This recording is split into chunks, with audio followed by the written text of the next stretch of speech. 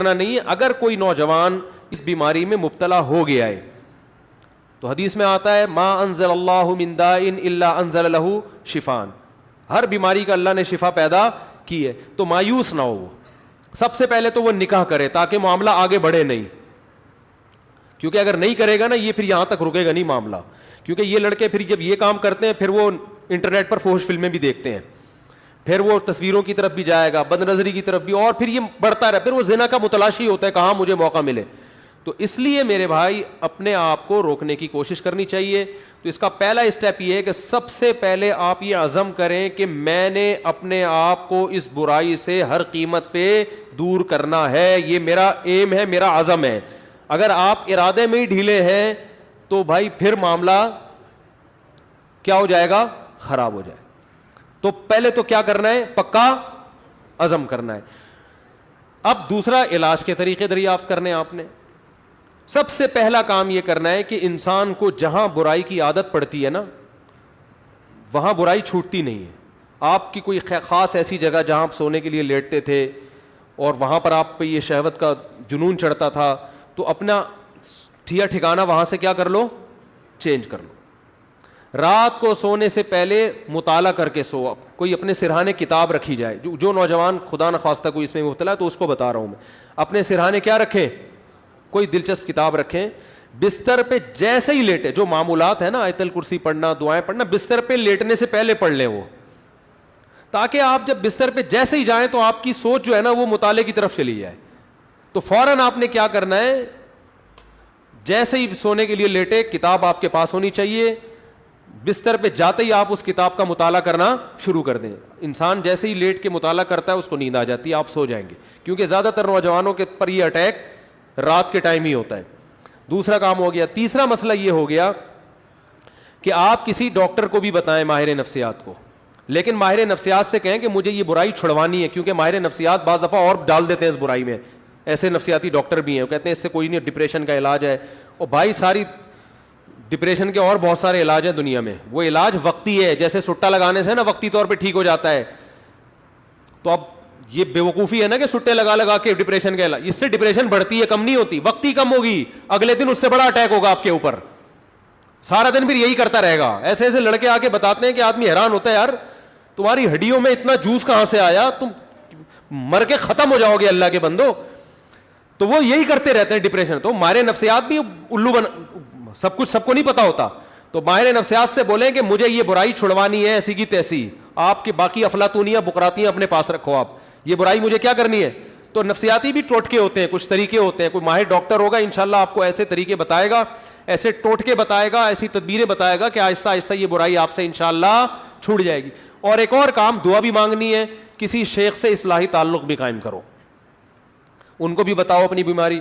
اور ایک اہم ترین بات یہ کہ اپنے آپ کو ایسے نہ چھوڑو, جب بھی یہ گناہ آپ سے ہو آپ نے اپنے اوپر کوئی سزا متعین کرنی ہے. 2 روزے, 3 روزے, یا 1 روزہ, یا 1 ہفتے کا روزہ, یہ سزا دینی ہے اپنے آپ کو. وہ ہر آدمی کا کے حساب سے مختلف ہوتی ہے. صدقہ بھی کرنا ہے, تاکہ اس کا فائدہ یہ ہوگا کہ دیکھو یہ ایک دم نہیں چھوٹتا گناہ, یہ آہستہ آہستہ ہی چھوٹے گا. اس لیے مایوس نہیں ہونا کہ اتنے سارے ٹوٹکے اختیار کیے پھر گناہ ہو گیا.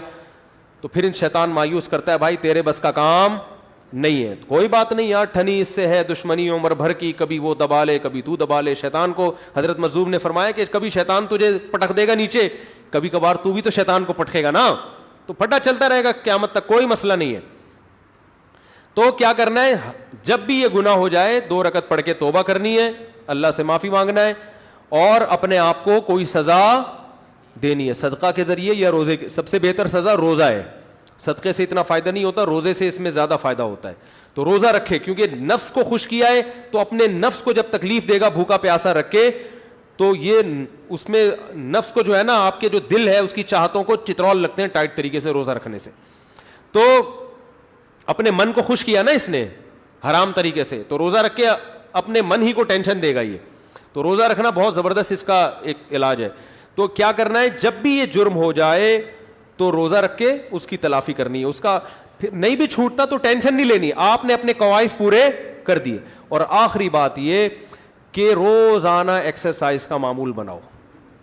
جب آپ صبح جاگنگ کرو گے, شام کو جم جاؤ گے, تو پھر آپ دیکھو گے ڈولے شولے نکل رہے ہیں, اور جناب طاقت آ رہی ہے, تو نفسیاتی طور پر انسان پھر غیر اخلاقی سرگرمیوں سے دور ہو جاتا ہے خود بخود, کہ یار میں ایک طرف اتنا اپنی باڈی کا خیال کر رہا ہوں, اسی طرف اپنی صحت کو برباد کر رہا ہوں میں, ہے بھائی. اب میری ساری انرجی جو یوٹیلائز ہو رہی ہے تو ناجائز چیزوں میں ہو رہی ہے. تو یہ لاشعوری طور پر جب انسان مفید کاموں کی طرف آتا ہے تو نیگیٹو سوچ اس کی خود بخود, بولتے کیوں نہیں بھائی, کبھی کسی ہیروئنچی کو جم جاتے ہوئے دیکھا آپ نے؟ وہ نہیں جاتا, کہتا ہے ابے جاؤ باڈی کی ایسی کی تیسی, مزہ تو آ رہا ہے نا چھٹا لگانے میں. تو جو جم جائے گا وہ ہیروئن نہیں پیے گا, جو ہیروئن پیے گا وہ جم نہیں جائے گا. تو اسی طرح جم جانے والے بھی اکثر ان برائیوں سے بچ جاتے ہیں, اور اس برائی سے بچنے کا بہت فائدہ ہے دنیا میں بھی آخرت میں بھی. دنیاوی فائدے کیا ہیں وہ پھر کبھی انشاءاللہ کسی اور وقت بتائیں گے, اخروی فائدے تو ہیں ہی بہرحال. لیکن میں نے آپ کو بتایا اس میں مایوس نہیں ہونا, یہ چیزیں جلدی نہیں چھوٹتی. ایک چیز کی لت اگر پڑ چکی ہو تو پھر ٹائم لگتا ہے چیزوں کو چھوٹنے میں, لیکن لڑتے رہنا ہے زندگی بھر. ہتھیار ڈال کے بیٹھنا نہیں ہے کہ نہیں بھائی اب تو ڈاکٹر فلاں نے بھی کہہ دیا تو فلاں ڈاکٹر نے بھی. ایک لڑکے کو ڈاکٹر نے خود اس مرض میں ڈالا ہے, وہ بچتا تھا ان چیزوں سے, ڈاکٹر کے پاس گیا, ڈاکٹر نے کہا کوئی حرج نہیں ہے اس میں کر لو, کوئی میڈیکلی کوئی نقصان نہیں ہے. میڈیکلی بھی نقصان ہے, حقیقت ہے, یہ کہنا کہ میڈیکلی نقصان نہیں غلط ہے, اور ذہنی طور پر تو بہت نقصان ہے. دیکھو لوط علیہ السلام کی قوم جو برائی کرتی تھی اس سے میڈیکلی کوئی نقصان نہیں تھا, لیکن وہ بیچارے نکاح کے قابل رہے نہیں. وہ کہنے ما لنا فی بناتک من حق, اے لوط ہمیں عورت سے نکاح میں دلچسپی ہی ختم ہو گئی ہے. تو یہ کتنا بڑا نقصان ہے کہ نہیں ہے. تو جو لوگ لڑکوں کے عادی ہو جاتے ہیں ان کو عورت میں دلچسپی ختم. اب میڈیکلی تو سب کچھ صحیح ہے, آئرن بھی صحیح ہے اور جناب پوٹاشیم میگنیشیم سب کچھ صحیح ہے, تو باڈی کو تو کچھ بھی نہیں ہوا, کھوپڑی آؤٹ ہو گئی. تو یہ جو حرکت ہے نا ہینڈ پریکٹس, اس سے بھی انسان مینٹلی کیا ہو جاتا ہے, بہت ڈسٹرب ہوتا ہے, جس سے جو نیچرل ایک پروسیس قدرت نے رکھا ہے, خدا نے رکھا ہے, وہ بہت برے طریقے سے متاثر ہوتا ہے اس عمل سے. تو اس لیے اپنے آپ کو ان تمام ایکٹیویٹیز سے بچا کے رکھنا چاہیے. اور پاک دامنی والی زندگی وہ یہی ہے کہ جلد سے جلد, میں تو کہتا ہوں لڑکا بالغ ہو, ماں باپ کو چاہیے فوراً شادی کر دو, اس کی اس طرف اس کو آنے ہی نہ دو. اور اس کے غلط ہونے کی ایک بڑی دلیل یہ بھی ہے کہ جس نوجوان نے دوسروں سے نہ سنا ہو یا بر وقت شادی ہو گئی ہو وہ کبھی یہ کام نہیں کرتا, اس کا کبھی دماغ جائے